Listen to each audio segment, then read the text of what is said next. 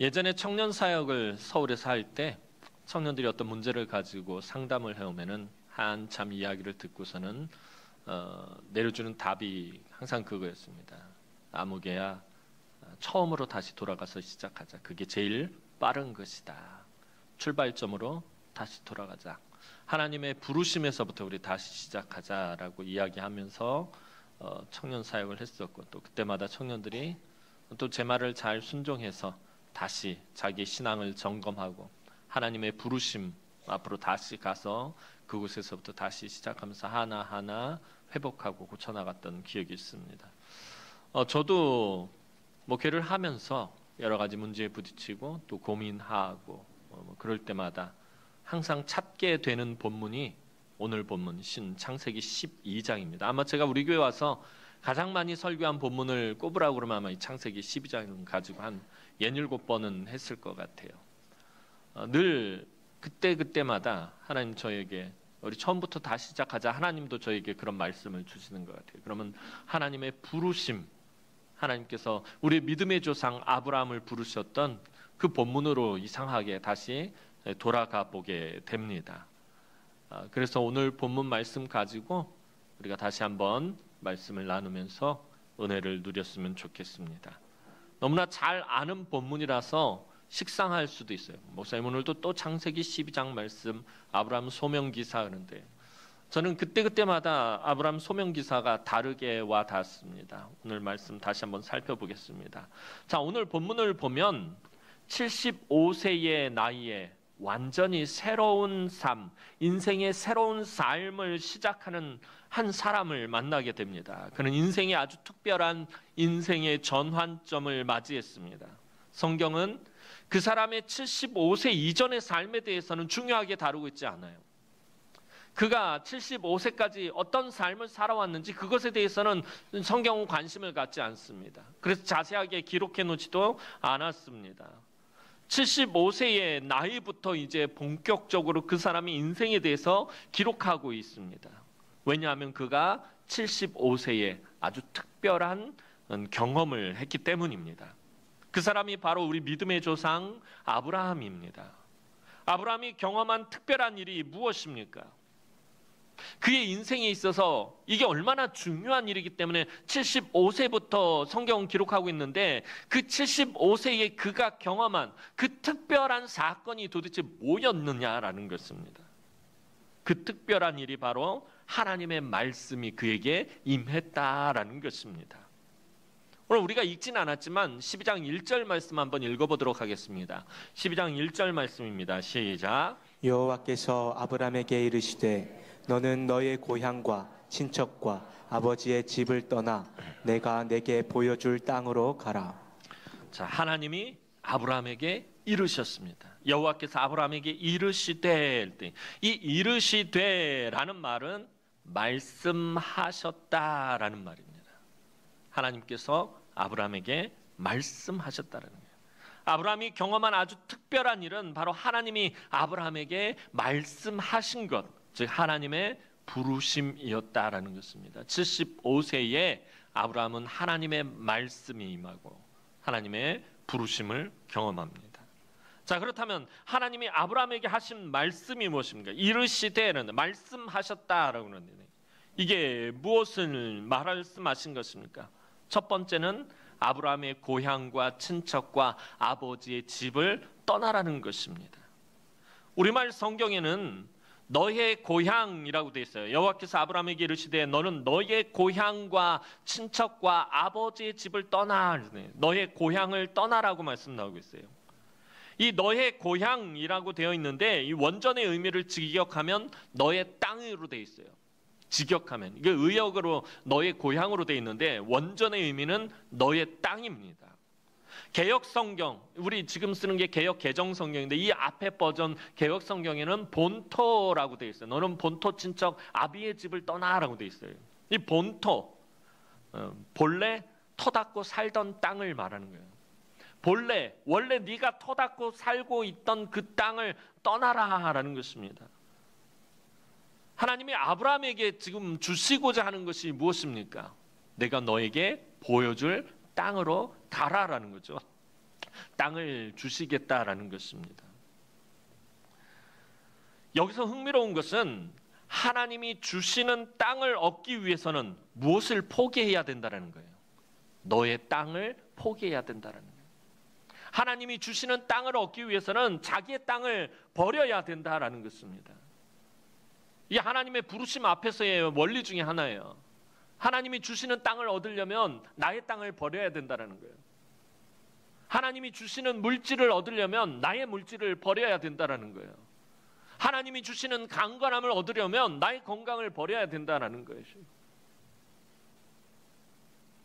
여러분들 하나님께 복을 받기 원하신다면 내가 가지고 있는 인간적인 복을 버려야 된다는 거예요. 내가 복이라고 생각하는 것들을 버려야지 하나님이 주시는 복을 받을 수 있다는 거예요. 하나님의 은혜를 받기 원한다면 내가 은혜라고 생각해왔던 것, 지금까지 살아오면서 아브라함이 75세까지 살아오면서 그가 복이라고 생각했던 것, 은혜라고 생각했던 것, 그의 삶에 털을 닦고 왔던 모든 것들을 버려야지 하나님 주시는 것들을 받을 수 있었던 것처럼 오늘 저와 여러분들도 마찬가지입니다. 지금까지 내가 생각해왔던 축복의 개념들, 내가 생각해왔던 은혜라는 개념들을 버려야지 하나님이 주시는 축복, 하나님이 주시는 은혜를 누릴 수 있게 된다라는 것입니다. 하나님이 주시는 것을 얻기 위해서는 사람이 인생의 가장 바탕이 되는 것을 하나님의 것으로 바꾸어야 된다라는 것입니다. 사고방식을 바꾸어야 되고요. 가치관을 바꿔야 되고요. 삶의 우선순위들을 바꿔야 한다라는 거예요. 그 다음 떠나야 될 게 친척을 이야기하고 있어요. 이 친척이라는 말은 아브라함의 보호자를 의미하는 말입니다. 당시 고대 사회는 예전에도 말씀드렸던 것처럼 씨족 단위로 생활을 하는데 바로 그 씨족 공동체가 그 공동체의 구성원들을 보호하는 보호자 역할을 했습니다. 그 공동체 안에 있을 때, 씨족이라는 그 공동체 안에 있을 때는 보호를 받지만 그 공동체를 떠나거나 그 공동체에서 버림을 받으면 보호를 받을 수가 없어서 다른 씨족 공동체의 약탈의 대상이 되었습니다. 그런데 그곳을 지금 떠나라는 것은 이제부터는 하나님이 아브라함의 보호자가 되어주신다라는 의미입니다. 그리고 세 번째로 아버지의 집을 떠나라고 말씀하셨습니다. 이 아버지의 집은 뭘 의미하는 것일까요? 본토, 본래 살고 있었던 그 터를 닦고 살고 있었던 나의 삶의 바탕들, 그 다음에 나의 삶에 보호하는 것들, 이런 것들. 그 다음 세 번째 아버지 집. 아버지 집은 뭘 의미하는 것일까요? 아버지 집은 재산을 의미합니다. 아브라함의 아버지 데라는 70세에 아브라함을 낳습니다. 그리고 아브라함이 하란을 떠날 때 나이가 75세입니다. 자, 그럼 이때 데라의 나이는 몇 세가 될까요? 70세에 아브라함을 낳고 아브라함이 75세에 하란을 떠났다면 이때 아브라함이 하란을 떠날 때 데라의 나이는 145세입니다. 자, 그런데 그 앞에 창세기 11장 후반부를 보면 데라가 몇 세에 죽었다라고 되어 있냐면 205세에 죽었다라고 기록이 되어 있습니다. 그렇다면 아브라함이 하란을 떠날 때 데라는 살아 있었을까요? 죽었을까요? 살아 있었죠. 데라 145세에 아브라함이 하란을 떠났고 데라는 205세에 죽었으니까요. 아브라함이 하란을 떠날 때 아브라함의 아버지 데라는 살아 있었다라는 것이 됩니다. 근데 이게 뭘 의미하냐라는 거예요. 이건 다시 말하면요, 아브라함은 하란을 떠날 때 아버지의 재산을 받지 않았다라는 뜻이 될 수도 있다라는 거예요. 성경에서 이 유산에 대해서는 몇 번 말씀을 드렸어요. 탕자의 비유를 할 때도 분명히 말씀을 드렸어요. 아들이 아버지의 재산을 받을 수 있을 때는 언제뿐이라고 그랬죠? 이 탕자가 아주 기가 막히게 나쁜 놈이었던 이유는 아버지가 살아있을 때 뭘 요구했기 때문에, 자기의 유산, 자기의 몫을 요구했기 때문에요. 원래는 이 재산은, 아버지의 재산을 아들이 받을 수 있는 것은 아버지가 죽었을 때만 받을 수 있다는 거예요. 그러니까 이 탕자가 정말 탕자인 이유는 아버지가 살아있는데 자기 몫을 달라고 그러는 거예요. 아버지를 산송장으로 만들어버린 거예요. 이 당시에는 아버지의 재산은 아버지가 죽었을 때만 받을 수 있다라는 것입니다. 그런데 아버지가 살아있을 때 하란을 떠났다라는 것은 아브라함은 아버지의 재산을 제대로 받지 못했다라는 것을 의미하는 말이 되는 것입니다. 그렇다면 본토, 너의 땅, 그다음에 친척, 아버지의 집, 이 세 가지를 합하면 하나님이 지금 아브라함에게 하시는 말씀이 뭐냐라는 거예요. 지금 하나님이 아브라함에게 하시는 말씀은 지금까지 아브라함이 살아온 삶을 버리고 아브라함 자신을 온전히 하나님께 드릴 수 있도록 떠나라는 것입니다. 그곳에 살고 있으면 네 자신을 온전히 하나님 앞에 드릴 수 없다라는 것입니다. 너 자신을, 너의 인생을 하나님 앞에 드릴 수 있도록 그곳을 떠나라는 아주 강한 결단을 지금 하나님이 아브라함에게 요구하시는 것입니다. 그리고 하나님이 아브라함에게 하신 두 번째 말씀은 여호와께서 아브라함에게 이르시되, 그 다음에 첫 번째는 본토 친척 아비의 집을 떠나는 것이었고, 두 번째가 뭐냐는 거예요. 두 번째 말씀은 하나님의 약속에 관한 거예요. 2절 말씀 보도록 하겠습니다. 창세기 12장 2절 말씀입니다. 시작. 내가 너로 큰 민족을 이루고 내게 복을 주어 내 이름을 창대하게 하리니 너는 복이 될지라. 하나님이 지금 아브라함에게 하시는 약속이 뭐죠? 큰 민족, 창대한 이름, 복의 근원이 되게 하겠다라는 거예요. 이 세 가지를 약속하셨어요. 그런데 다른 많은 것들을 놔두고 하나님 왜 이런 것을 약속하셨느냐라는 거예요.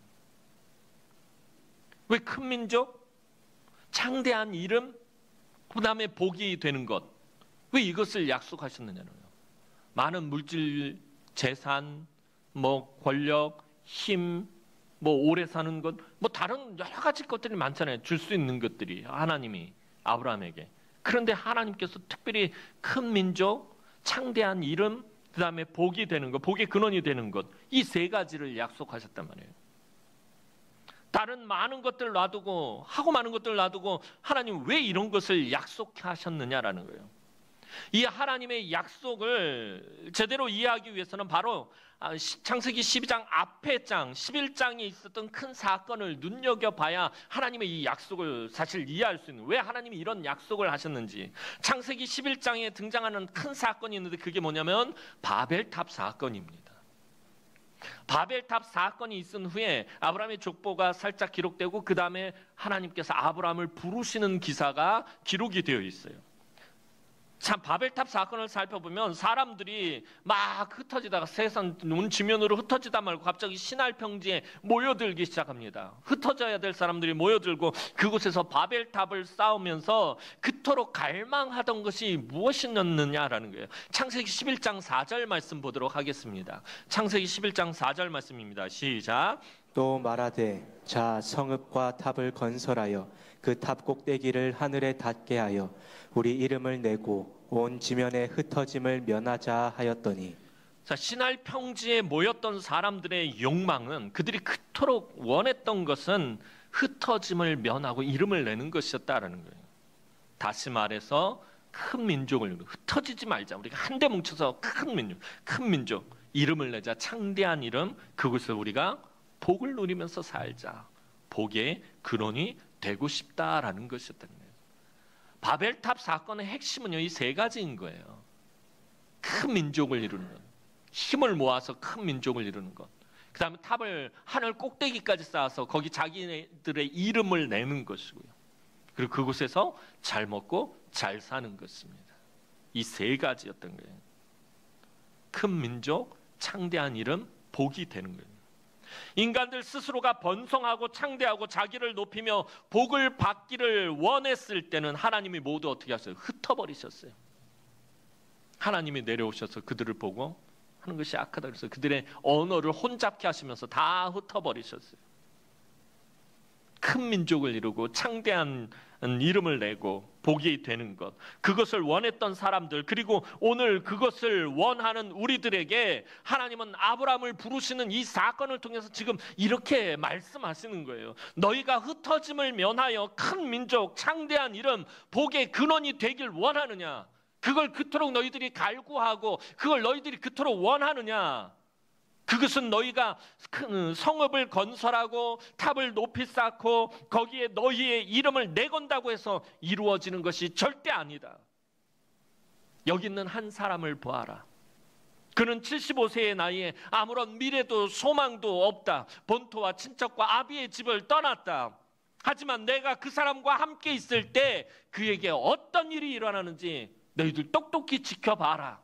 이게 창세기 12장에서 하나님의 바벨탑 사건에 대해서 하나님이 응답하시는 말씀인 거예요. 너희가 그렇게 큰 성읍을 이루고 창대하고 번성하고 이름을 내고 복을 누리면서 살기를 원하느냐? 그게 너희들 뜻대로 될 것 같으냐? 아니다. 그거는 내 소관이다. 여기 내가 한 명을 제시하는데 이 사람, 너희들이 볼 때는 세상적으로 아무런 소망이 없는 지금 그 길을 시작하지만 이 사람에게 내가 함께 할 때에 이 사람의 삶이 어떻게 변화되는지, 이 사람이 어떤 복을 받는지, 이 사람이 어떤 형통한 길을 걸어가는지 너희들 똑똑히 쳐다봐라 라고 하나님 창세기 12장에서 아브라함을 부르시면서 하시는 말씀인 것입니다. 하나님 이것을 알려주기 위해서 지금 아브라함을 부르신 것입니다. 여러분, 이런 맥락에서 보면요, 주님도, 우리 예수님도 똑같은 말씀을 하셔요. 가이사랴 빌립보에서 주님은 제자들에게 물으십니다. 사람들이 나를 누구라 하느냐? 제자들이 대답하죠. 어떤 사람은 엘리야라고 그러고 어떤 사람은 예레미야라고 그러고 어떤 사람은 선지자 중에 하나라고 합니다. 그럼 너희는 나를 누구라 하느냐? 이때 성질 급한 베드로가 손을 번쩍 들고서 큰 소리로 예수님에게 말씀하죠. 여러분들 너무나 잘 아는 고백이죠. 베드로 뭐라고 고백하죠? 주는 그리스도시요 살아계신 하나님의 아들이십니다. 그러자 예수님 너무나도 기뻐하셨어요. 베드로의 이 고백을 너무나도 기뻐하시면서 이렇게 말씀하십니다. 마태복음 16장 17절 말씀 보겠습니다. 시작. 예수께서 대답하여 이르시되 바요나 시몬아 내가 복이 있도다. 이를 내게 알게 한 이는 혈육이 아니요 하늘에 계신 내 아버지시니라. 예수님의 본질에 대해서, 예수님의 아이덴티티, 정체성에 대해서 베드로가 정확하게 얘기해요. 주는 그리스도시요 살아계신 하나님의 아들이십니다 라고 딱 고백하니까 예수님이 뭐라고 말씀하세요? 시몬아, 베드로야, 네가 복이 있다. 그런데 이를 너에게 알게 한 이는 혈육이 아니요 하늘에 계신 내 아버지시니라. 그런데 여기서 중요한 단어가 뭐냐면 이 혈육이에요. 예수님의 본질에 대해서, 예수님의 정체성에 대해서 알게 한 것은 혈육이 아니다라는 거예요. 그런데 이 혈육이 뭐냐 하면 이 혈육이 바로 창세기 12장에서 등장하는 너의 고향과 너의 친척과 너의 아비의 집을 의미하는 거예요. 예수님의 본질과 예수님의 정체성을 아는 것은 너의 본토도 아니고 너의 친척도 아니고 너의 아비의 집도 아니다라는 것입니다. 그것을 떠나야만 예수님의 본질과 예수님의 아이덴티티를 알 수 있다라는 것입니다. 혈육으로 이해할 수 없고 혈육으로 따라갈 수 없고 제자가 될 수 없고 사명을 받을 수 없는 분이 바로 예수님이다라는 것입니다. 내가 생각하는 축복, 내가 생각하는 은혜, 내가 생각하는 헌신, 내가 생각하는 믿음, 그런 것으로 이해할 수 없고 그런 것으로 따라갈 수 없고 그런 것으로 제자가 될 수 없고 그런 것으로 사명을 받을 수 없는 분이 바로 예수 그리스도입니다. 하나님이 예수님의 본질을 알게 하실 수 있다는 것이, 베드로의 고백이 중요한 것은 바로 베드로의 고백이 예수님을 알 수 있는 출발점이기 때문이다. 그래서 예수님은 인간적인 능력과 지식과 경험과 물질 위에 교회를 세우는 것이 아니라 너의 능력과 너의 탁월함과 너의 지식과 너의 경험과 너의 물질 위에 내가 나의 교회를 세우겠다라고 말씀하시는 것이 아니라 바로 베드로의 이 신앙 고백 위에 주는 그리스도시요 살아계신 하나님의 아들, 본토 친척 아비로 알 수 없는 그 신앙 고백 위에 교회를 세우시겠다라고 말씀하신다는 거예요. 오늘 창세기 12장 말씀이 정말 중요한 게 뭐냐면 저와 여러분들의 이 신앙생활의 가장 본질을 규정하는 말씀이기 때문에 그렇다는 거예요. 저와 여러분들이 제대로 신앙생활을 하려면 본토, 친척, 아비의 집을 떠나야 된다는 이 하나님의 말씀에 귀를 기울여야 된다는 것입니다. 여러분, 우리가 왜 예수 믿는 것입니까? 제가 이따금씩 여러분들에게 던지는, 가장 많이 던지는 질문이죠. 왜 예수 믿는 것입니까? 큰 민족을 이루고 창대한 이름을 내고 복의 근원이 되기 위해서입니까?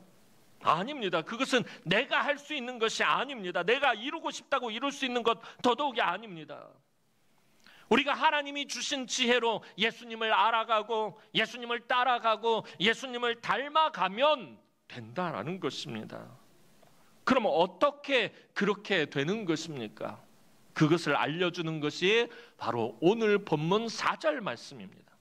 오늘 본문 4절 말씀 한번 보도록 하겠습니다. 시작. 이에 아브람이 여호와의 말씀을 따라갔고 롯도 그와 함께 갔으며 아브람이 하란을 떠날 때에 75세였더라. 하나님은 아브람에게 고향과 친척과 아버지의 집을 떠나라고 말씀하셨어요.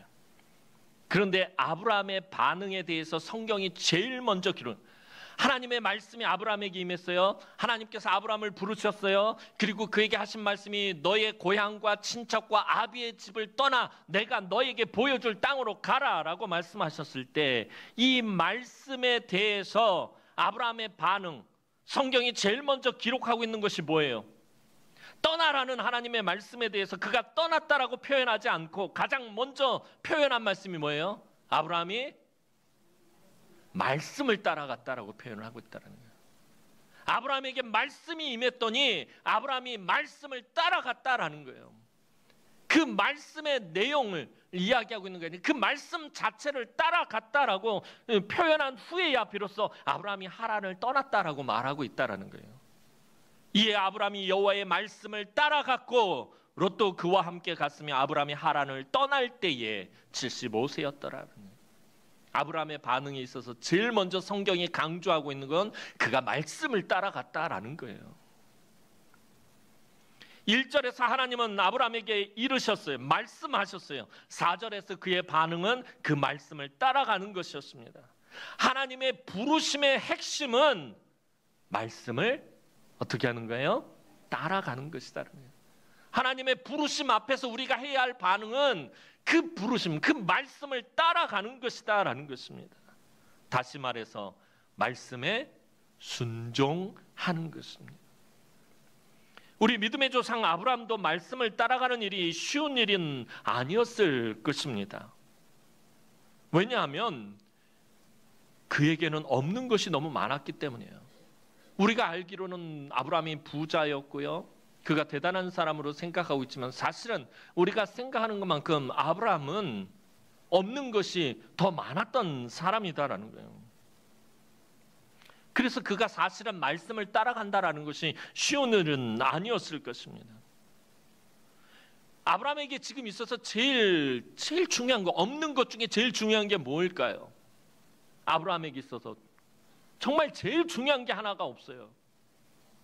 순서를 치자면 저는 그걸 가장 먼저 치고 싶은데 아브라함에게 제일 중요한 것 없는 거 그게 뭐냐면 아브라함에게 정확한 목적지가 없다라는 거예요.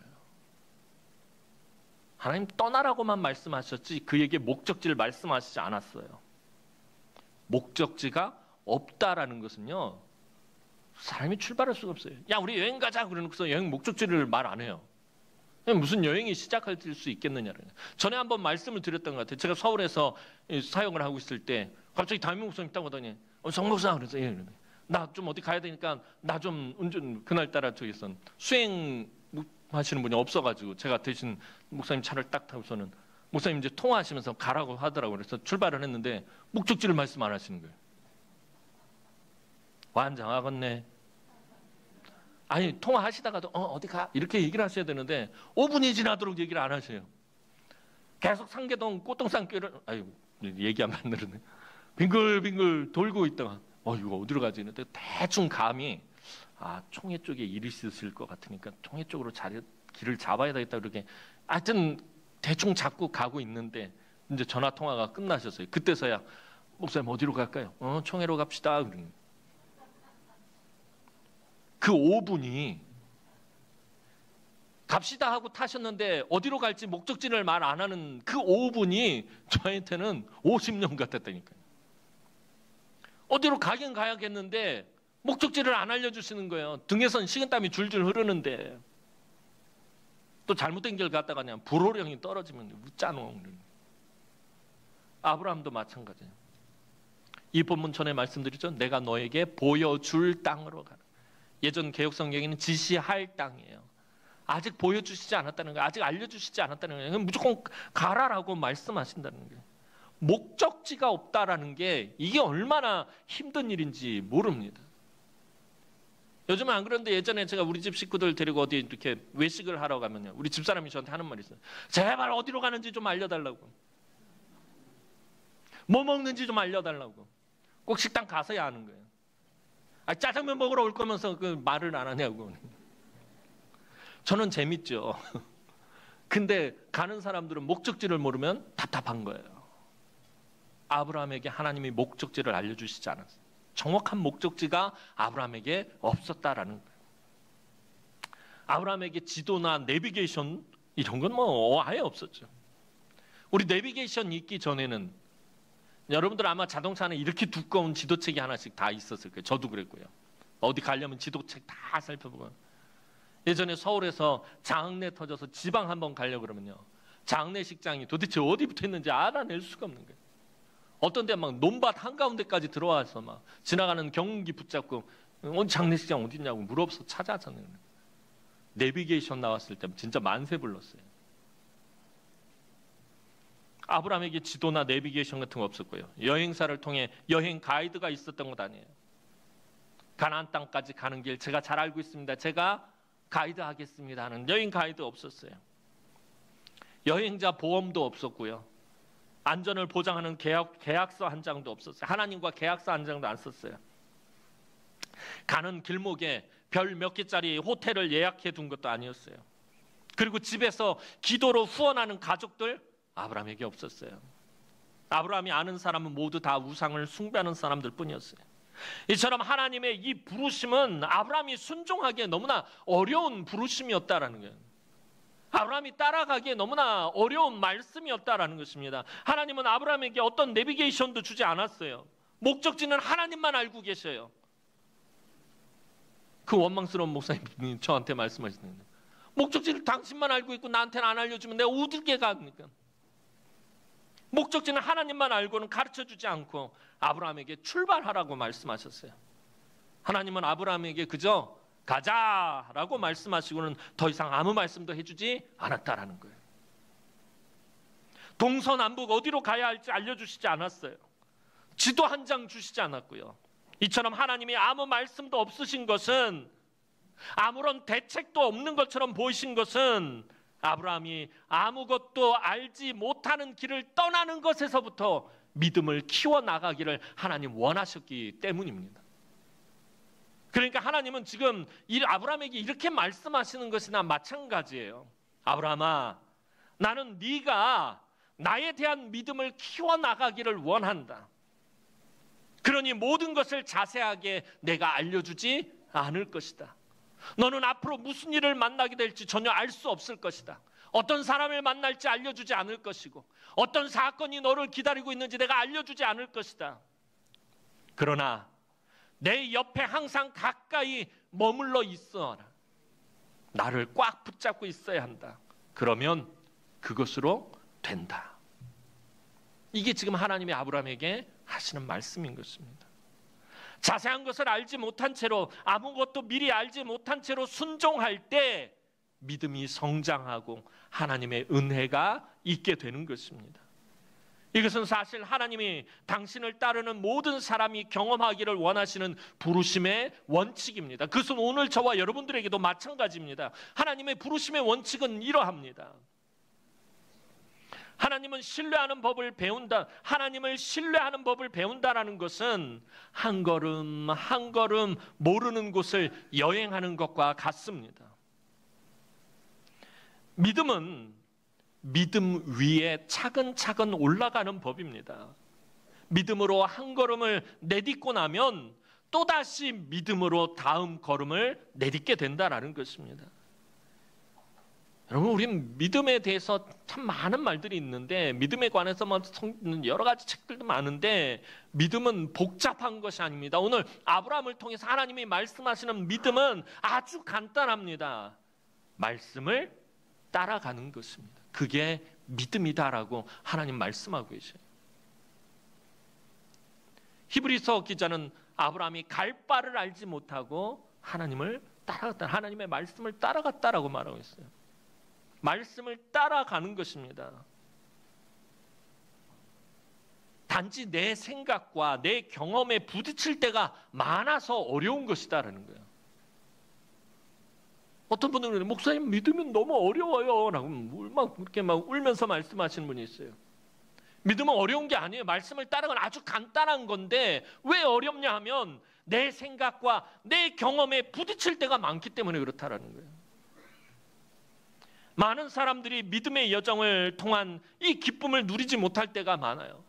사실은 하나님이 아브라함을 부르시면서 그 아브라함의 그 인생 여정의 계획을 다 세우셨어요. 하나님 막 룰루랄라 하면서 내가 아브라함을 이제 이렇게 만들어 가야지 하면서 하나님 그렇게 아브라함의 인생 여정을 계획하셨어요. 저와 여러분들도 마찬가지고요.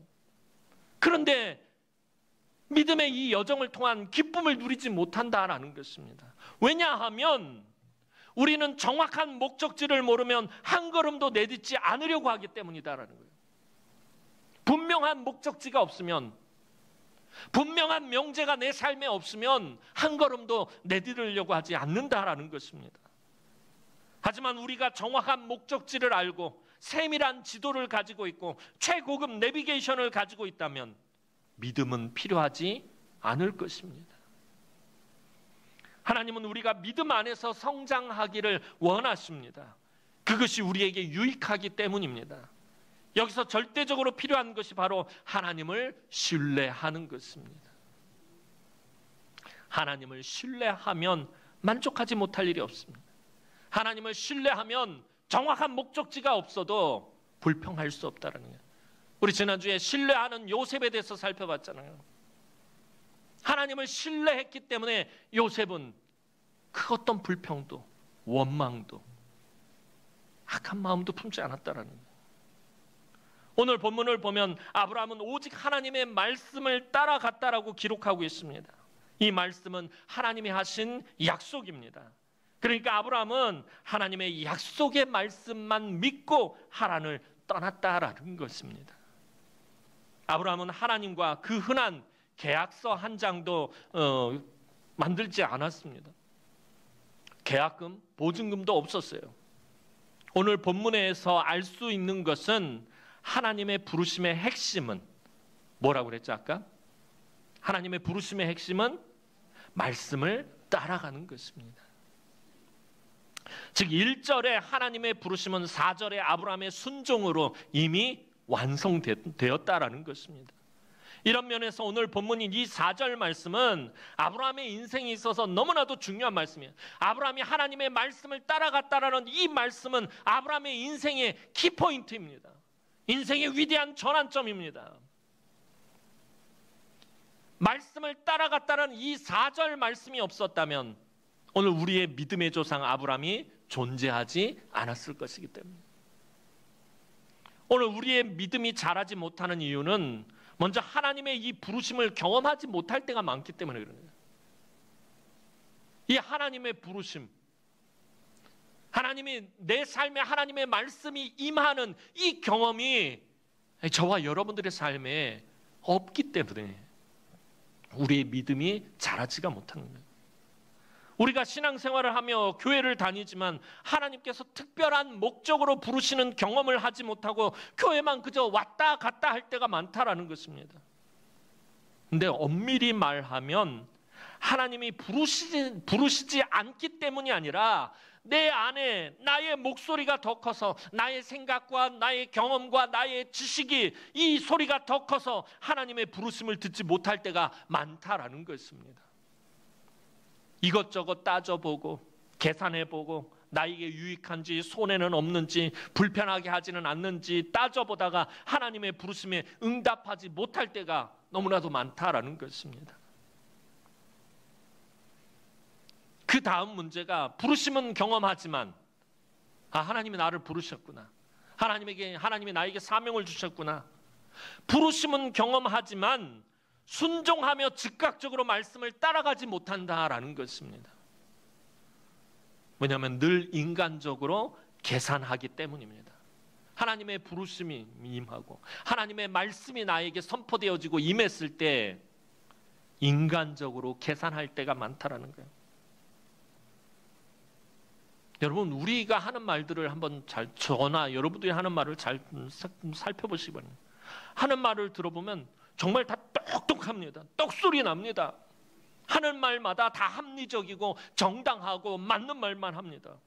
하지만 이런 사람들은 똑똑한 인생이 아니라 여러분 사실 슬픈 인생입니다. 교회 안에서 보면요, 정말 똑소리 나고요, 정확하고요, 명확하고요, 정당하고요, 합리적이고요, 그렇게 목소리를 높이는 분들, 똑똑한 인생이 아니라 사실은 슬픈 인생이다라는 것입니다. 하나님의 부르심 앞에서 인생의 계산기를 두드리고 있기 때문입니다.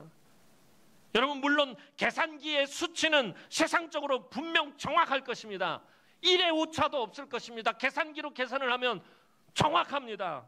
1도 틀리지 않습니다. 하지만 우리가 분명히 알아야 할 것은 우리 인생에 대한 우리의 계산보다 하나님의 계획하심이 더 정확하다라는 것입니다. 더 분명하다라는 것입니다. 아무것도 알려주시지 않고 대책이 없는 것 같은 하나님이 사실은 더 정확하고 분명한 우리 인생의 마스터 플랜을 가지고 계시다라는 것입니다. 또 그 다음 문제가 말씀을 따라가기는 하는데, 부르심을 경험했어요. 그 부르심에 이제 순종을 하면서 말씀을 따라가기는 하는데 끝까지 버티다가 따라간다라는 거예요. 하나님, 나를 너무 쉽게 보셨어. 나 그렇게 쉬운 사람 아닌데. 끝까지 버티는 거예요. 순종을 하긴 하는데 끝까지 버틸 때가 많다라는 것입니다. 미룰 수 있는 데까지 미루고 버틸 수 있는 데까지 버티다고, 그러고 나서야 순종을 한다라는 것입니다. 겉으로 볼 때는 굉장히 조심스럽고 주의를 기울이는 것 같아 보이지만, 여러분, 부르심과 순종에 대해서 미루면 미룰수록 손해를 보는 게 누구예요? 그 부르심의 당사자인 거예요. 부르심에 순종할 때에 우리의 믿음이 자라며 더 큰 믿음의 자리로 나아가기 때문입니다. 앞서서 말씀드린 것처럼 하나님이 아무런 대책 없이 부르시는 것처럼 보이는 것은 우리의 믿음이 자라게 하기 위해서입니다. 여러분, 모든 조건을 다 갖추면 믿음이 필요 없습니다. 믿음이 자라지 않습니다. 믿음도 하나님의 선물입니다. 사도 바울은 에베소서 2장 8절에서 분명히 이 점을 말하고 있습니다. 에베소서 2장 8절 말씀 보겠습니다. 시작.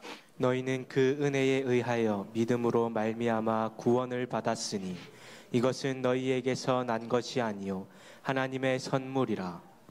믿음도 하나님이 주시는 은혜의 선물이다라고 분명히 사도 바울 말씀하고 있다는 거예요. 사랑하는 성도 여러분, 하나님은 분명히 여러분을 책임지십니다. 하나님이 아브라함을 아무런 대책 없이 부르신 것 같지만 아니다라는 거예요. 아브라함에 대한 완벽한 계획을 가지고 계셨고요, 아브라함에 대해서 분명히 책임지시기 위해서 그를 부르셨다는 거예요. 오늘 저와 여러분들도 마찬가지다라는 거예요. 하나님은 분명히 저와 여러분을 책임지시는 분이십니다. 왜냐하면 하나님은 여러분들의 사랑 많은 친밀한 아버지가 되시기 때문입니다. 지난 몇 주간 계속해서 말씀드렸던 것이 하나님과의 친밀함이에요. 하나님이 오늘 저와 여러분들에게 원하시는 건 다른 것이 아니에요. 친해지는 거예요. 난 너와 친해지고 싶다. 난 너와 친밀해지길 원한다. 난 너와 정말 친한 친구처럼 지내기 원한다. 난 그렇게 교통하길 원한다. 난 너와 그렇게 너의 인생을 소통하기 원한다. 하나님이 오늘 우리에게 원하시는 건 다른 것이 아니에요. 하나님과 친해지는 것이에요. 하나님은 우리의 친밀한 아버지가 되기를 원하세요. 하나님은 여러분과 여러분의 자녀들을 향한 계획을, 완벽한 계획을 다 세워놓으셨습니다. 그런데 우리가 하나님의 말씀을 붙잡지 못해서, 하나님의 부르심에 온전히 응답하지 못해서, 그 말씀을 따라가지 못해서 망쳐놓을 때가 너무나도 많다라는 것입니다. 여러분, 저와 여러분들이 내가 망쳐놓고서는 하나님은 나에 대해서 완벽한 계획을 가지고 나를 이끌어 가시려고 하는데, 내가 그 부르심을 경험하지 못하고, 내가 그 부르심 앞에 순종하지 못하고, 내가 다 망쳐놓고는 하나님께 화를 내고 하나님을 원망하고 하나님 앞에 불평하고 하나님 탓을 해버립니다. 그럼 전에도 예로 말씀드렸던 것처럼 아이들을 키워보신 분들 다 경험하잖아요. 아이들이 무엇을 막 하는데 옆에서 장난감을 가지고 막 조립을 하는데, 레고를 막 만들고 있다가 엄마는 그냥 옆에서 파 썰고 있었는데 뭐가 팍 부서졌어요. 왕 울으면서. 왜 그러냐면 엄마 때문이야.